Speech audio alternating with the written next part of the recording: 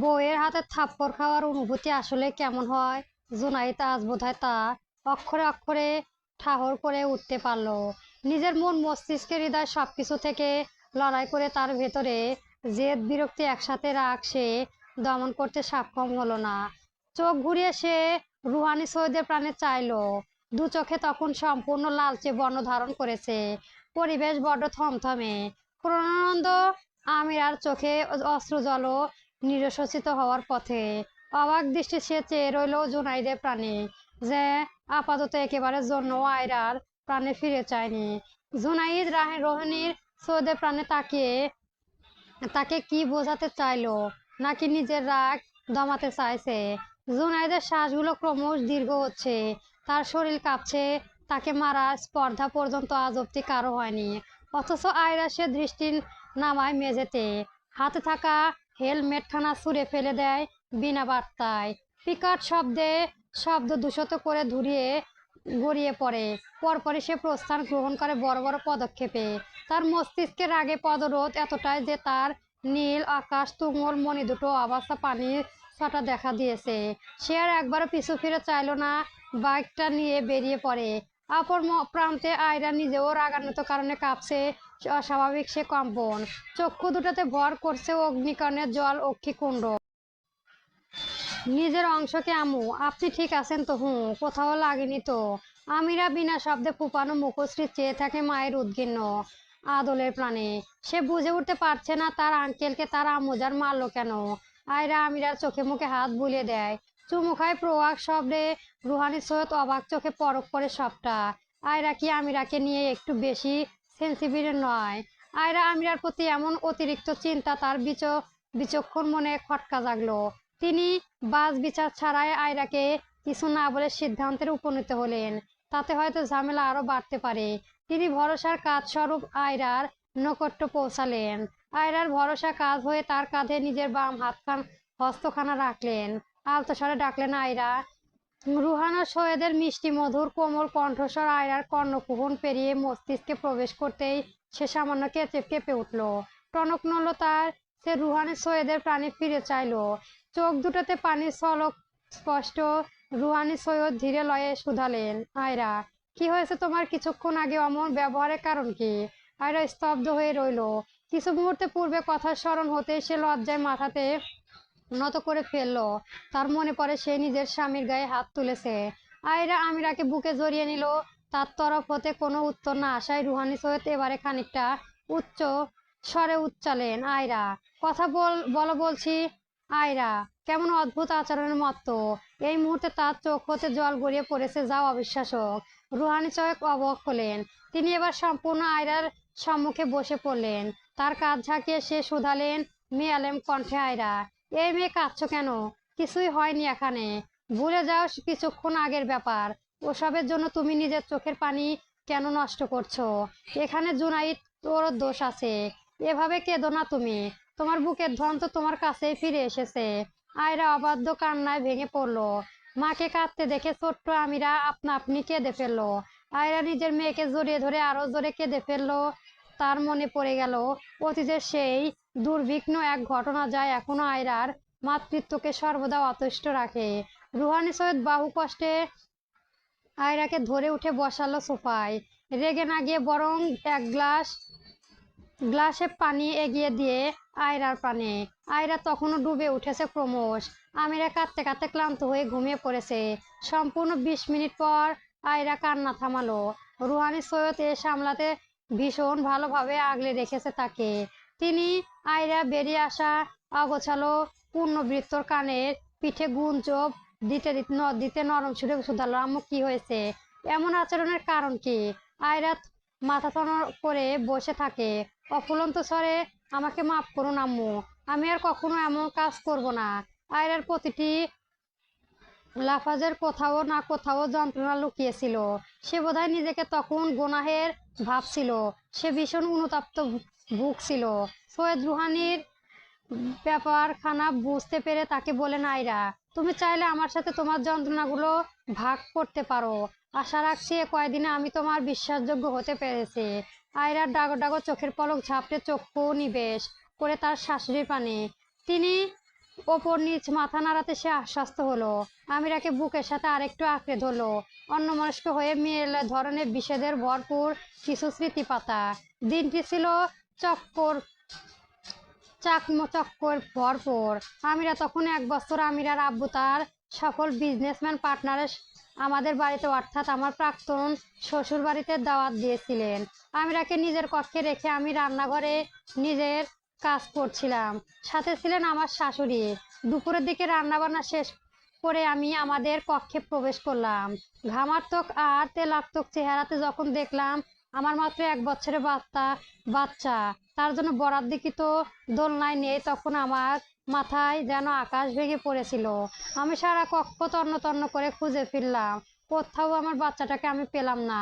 আমার বাচ্চাটা হাঁটতে জানতো না সে সময়, কেবল আদো আদো স্বরে কয়েকটি লাফজ তার দ্বারা উচ্চারণের সাক্ষমতা পেত। অগত হয়ে আমি আমিরার আব্বুর কাছে জরুরি তলব পাঠালাম। তিনি তখন খোলস গল্পে মাশগুল ছিলেন। আমি ভয়ে চটপট করেছিলাম। আমার বাচ্চাটাকে আমি সারাদিন খুঁজলাম, কোথাও পেলাম না। ড্রয়িং রুমে আমিরার আব্বু বন্ধুরা উপস্থিত ছিল বিধায় আমার যাওয়া সম্ভব হয়নি। সে আসতেই আমি সমস্ত তাকে খুলে জানালাম। সে চমকে গিয়ে আবারও একবার সকল জায়গায় খুঁজে বেরোলো।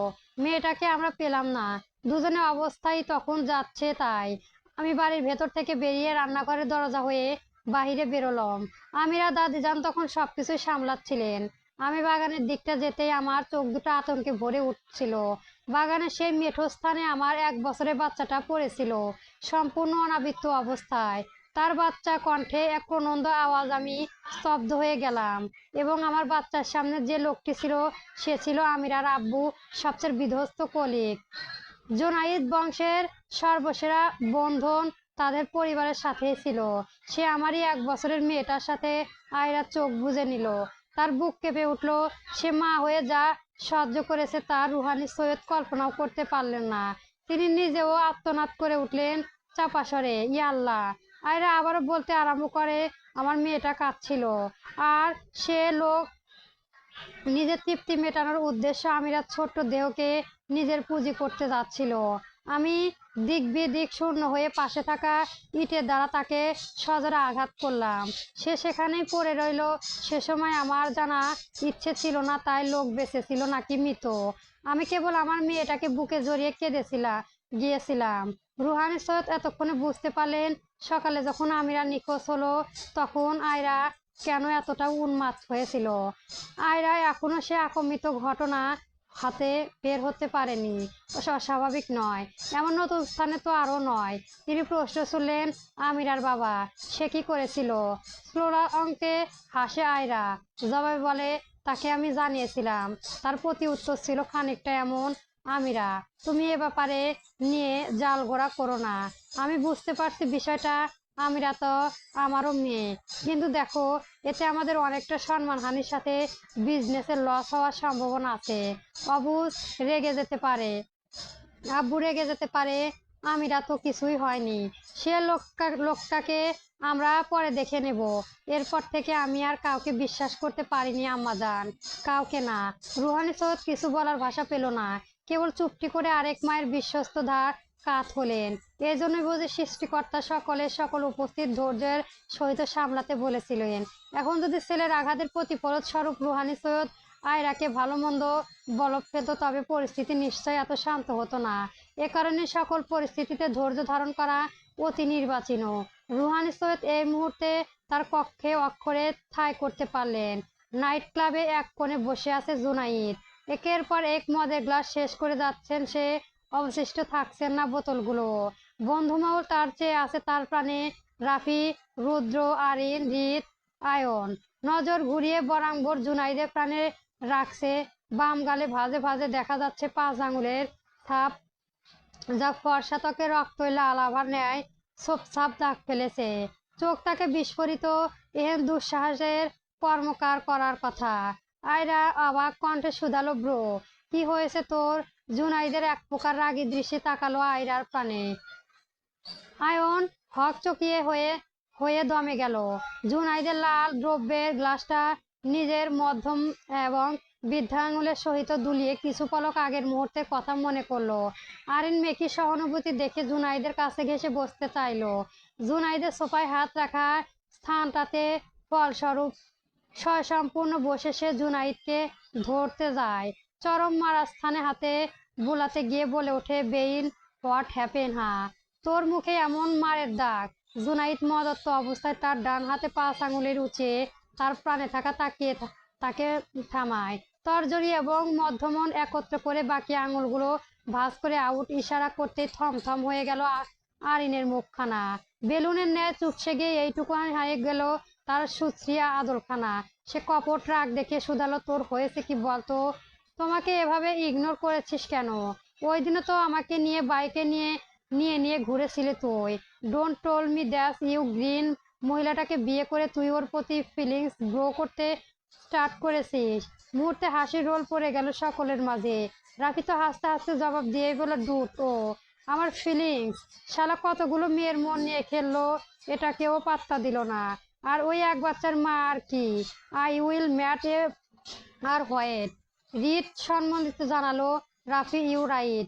আরিন, তুই কি মত উত্তেজিত কিছু খেয়েছিস? রুদ্র বিরক্ত হলো। থাম তোরা, ও তো জাস্ট এমনি প্র্যাকটিস করেছে। রোস্ট করা কি হলো? রাফি মুচকি আসলো, খোঁচা মেরে বলল, বন্ধু, পেয়ারে লাল আমার পাত্তা না পেলেও কোনো পুরুষ কিভাবে কারো পিছনে পড়ে থাকে তোর থেকে শেখা উচিত। আয়ন তার রিত হেসে বলল। রুদ্র শক্ত চেয়ারে আরিনের প্রাণে তাকালো, যা আপাতত বিরক্ত স্বর। উফ, থামবি তোরা? দেখছিস আমার হার্টবিটের মুড অফ এর মাঝেও এইসব? রাফি, রিত, আয়ন তারা তিনজন থামলো। তোর উল্টো খিলখিল ওড়াতে তিনজন মেতে উঠলো। তাদের আড্ডা মূলত আকর্ষণ চটটা কে মেরেছে, জুনাইদের মা নাকি সেই এক বাচ্চার মা? জুনাইদের বর্ণ সেসব ঢুকলো না বলে মনে হলো না। সে তীক্ষ্ণ চোখে গ্লাসে পানি তাকিয়ে সেই মুহূর্তে মনে পড়লো যখন আয়রা তাকে চর মেরেছিল। সে সময় জুনাইদের আয়রার চোখের দিকে তাকাতেই পারেনি। কেন পারেনি? তার নিরাদ্দুন এক উত্তাপ হলো। জাইনব জুনাইদ শাহিরিয়া সে সর্বদা সকলের সাথে বেয়াদবি করে এসেছে। কোনো রমণীর কথা অথবা অনুভূতি ধরেনি। সে চেয়েছে যাতে ওই মেয়েটি, যার মাঝে জুনাইদ কৃষক গ্রহণ বিনা কিছু খুঁজে পাওয়া, সেই মেয়েটির চোখ আর রাগান্বিত চোখ দুটো দর্শন হোক। জুনাইদ চায়নি ওই রমণীটি তার রাগের সাথে পরিচিত হোক, তার হিংস্র চোখ দুখানা দেখুক। সেই কারণে তো সে সময় মেঝেতে দৃষ্টি ফেলেছিল তাকে থাপ্পড় মারার পরেও। জুনাইদের অন্য মানুষকে খেয়ালের ফারদার আরিন লুটে নিতে চাইলো। সে একটি মদের গ্লাস নিয়ে হাতে নিয়ে লুকিয়ে তার হাতে ভাজে থাকা গুঁড়ি করা ড্রাগস, যা শরীরের চাহিদা উৎসব তৈরি করা, তা মেশানোর চেষ্টায় নিমজ্জিত হলো। জুনাইদের ওসব খেয়ালও করলো না। বলা বাহুল্য, কেউই খেয়াল করলো না, কেবল একজোড়া চোখ বাদে। রুদ্র রক্ত বর্ণের চোখ দুটো আরিনের কাছ ঠিক ধরে ফেললো, কেননা তার দৃষ্টি আরিন হতে ইহটে। সে চেয়ে রইল এক দৃষ্টিতে। বক্ষস্থলে পিঞ্জরবদ্ধ, হৃদয় যন্ত্রিত, তখন রক্তক্ষরণের স্বীকৃতি হয়েছে। সে অবাধ্য কোনো এক রুদ্রদয়ের মাঝে, যার নাম সম্পর্ক। রুদ্র তো আদৌ কেউ হয় না আরিনের। সে কি করে আটকাতে পারে তাকে? আটকালেও সে কি থামবে? জুনাইদ পেয়ে গেলে আরিন তাও খারাপ হবে না, অন্তত সে নিজেকে সামলাতে পারে। রুদ্র চেয়েও দেখলো তাদের প্রাণে। জুনাইদ আপাতত সেই গ্লাসটি হাতে ওঠালো, যা আরিন এই মুহূর্তে তাকে দিয়েছে, যা মধ্যিখানে ড্রাগস মেশানো। রুদ্র খুব করে চাতালো যাতে সে তার প্রাণ না করে। সে সহ্য করতে পারবে না, নিজের ভালোবাসাকে খুশি দেখতে চায় সে। তাই বলে এই নয়, নিজের ভালোবাসাকে চোখের সামনে অন্যের সাথে ঘনিষ্ঠ হতে দেখবে সে। আরিন জুনাইদের গ্লাসটা হাতে ঠেলে দিয়ে বলে, বেইন, ড্রিঙ্কস ইট। তোর যখন ইচ্ছে খা, তুই সামলানোর জন্য আমি তো আছি।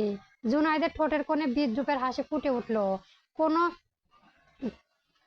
কেন ভাববে সে ওই মেয়ের কথা? কেন? প্রয়োজনটা কি? জুনাইদ কি ক্ষতি করেছিল মেয়েটার? মানছে সে না হয় একটু আমিরাকে নিয়ে বেরিয়েছিল, তাই বলে থাপ্পড়? জুনাইদের আগের কারণে গ্লাসখানা মুখে উঠতে নয়, সে ভাগ্য বোধহয় একেবারে রুদ্রর সাথেই ছিল। জুনাইদের কাশি ওঠে আচমকায়। সে উঠে এগিয়ে ওয়াশরুমে প্রাণে গেল। আরিন তাকে পিছু ডাকলো, জুনাইদ বেবি, এটা ওয়েস্ট করবি না। বেইন, না। জুনাইদ থামবার পাত্র নয়। সে ওয়াশরুমে গিয়ে নিজের মুখখানা ভালো করে ধুলো। আয়নার প্রাণে নজর রেখে সেই 5 আঙুলের দাগ বসে যাওয়ার স্থানখানাতে চোখ বুলিয়ে গম্ভীর্য বিড়বিড় করে। দেখতে লিলিপুট, অথচ হিজাববিহীন হাতে এত জোর আসে কোত্থেকে? আমার মতো কাঠখোট্টা উন্মাদ পুরুষের গালে দাগ ফেলে দিয়েছে। পত্রপার্শ্বে রাফিদের কিছু না বলে বেরিয়ে যান। নিজের মতো করে বাইকে উঠে বসে। এইটুকু ড্রিঙ্কসে তার নেশা চড়েনি। সে দিব্যি বাইক চালিয়ে শাহরিয়া কুঞ্জে ফিরে এলো। তখন প্রায় মধ্যরাত। স্বভাবসুর সে তর্জনীর মধ্যে চাবি ঘোরাতে ঘোরাতে শীষ বাজাতে সে নিজের বিলাসবাহুল কক্ষের দিকে রওনা হলো। অথচ কক্ষে পৌঁছাতে সে চমকে গেল। জুনাইদ যে মেয়েটির নাম হিজাবিনী রেখেছে, সেই মেয়েটি দুহাত তুলে কাঁদছে। জুনাইদ বুঝতে পারলো এটাই কি সত্য কিনা। সে কেবল অবাক নজরে চেয়ে রইল। তার হৃৎস্পন্দন চিতাবাঘের ন্যায় ছুটে আরম্ভ করলো। সে বিচলিত হলো, বুঝে উঠতে পারলো না কেন এমন হচ্ছে। একটু আগে করে আসা পণ মুহূর্তে বিচূর্ণ বিচূর্ণ হয়ে গেল। সে নিজের বক্ষস্থলে গভীরে চিনচিনে ব্যথা অনুভব করলো। সে একটা মানেও বুঝতে পারলো না। মনের বোঝা অত ইচ্ছেও তার জাগলো না। সে মদ্যপান অবস্থাতে এলোমেলো পদক্ষেপে আয়রার প্রাণে এগিয়ে গেল। তার কর্ণকুহরে পৌঁছালো কয়েকটি ক্রন্দনরত শব্দ। হে আল্লাহ, আমাকে মাফ করে দিন। আমি আমার গুনাহ স্বীকার করছি। আমার তওবা আপনি কবুল করুন। যেমনি হোক সেই পুরুষটিকে আমি আমার তাকদিরে লিখেছি। আমার আপনার ফয়সালার সাথে মানিয়ে নেওয়া উচিত ছিল, ভরসা রাখা উচিত ছিল। মাফ করুন আমাকে।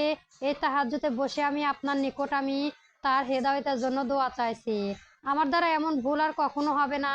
আপনি আমার ভুল মাওকুল করুন আল্লাহ। আপনি তো জানেন আমি চেষ্টা করেছি সব মেনে নিতে, মানিয়ে নিতে। আমি চেষ্টা করেছি আপনার ইমানের পথে নিজ অটল রাখার। এ ভুলের জন্য আমাকে ক্ষমা করুন, দয়া করুন আমার রব। জুনাইদ অবাক হলো। এর হেদায়েতের প্রার্থনা করেছে এই মেয়ে। হেদায়েতের অর্থ কি সে বুঝলো না অবশ্য। তবে স্বামী শব্দটা সে দিব্যি বুঝে গেল। মেয়েটা কি অভিযোগ করেছে? হয়তোবা করেছে। সে তো আর ভালো নয় যে করবে না। তবু মেয়েটাকে কেঁদে দেখে তার বুকে ভেঙে এলো। জুনাইদের মদ্যপান অবস্থাতে স্পষ্ট স্বরে নিজের উপর বিরক্ত হয়ে আয়রার উদ্দেশ্য বুলি ছুড়ল। এই মেয়ে কি কালো জাদু করছো তুমি আমাকে? করছো তুমি? কাঁদছো তুমি আর বুক পুড়ছে আমার মতো বকাটে। প্রয়োজন পড়লে আরো দু চারটে চর মেরে দাও, তবুও ফর গড সেক কান্না থামাও। হঠাৎ পুরুষালী কণ্ঠে আয়রার চমকিতে আসলো। আমিরা সে যে ঘুমিয়েছিল এখন অবধি ওঠেনি। সে পাশ ফিরিয়ে তার পাশে জুনাইদকে দেখে সে চমকে উঠলো। তাও এমন মদ্যপান অবস্থা এই কক্ষে। পরবর্তী গল্প পেতে আমার চ্যানেলটি সবার আগে সাবস্ক্রাইব করে রাখবেন। ধন্যবাদ। গল্প তাকদীর চলবে।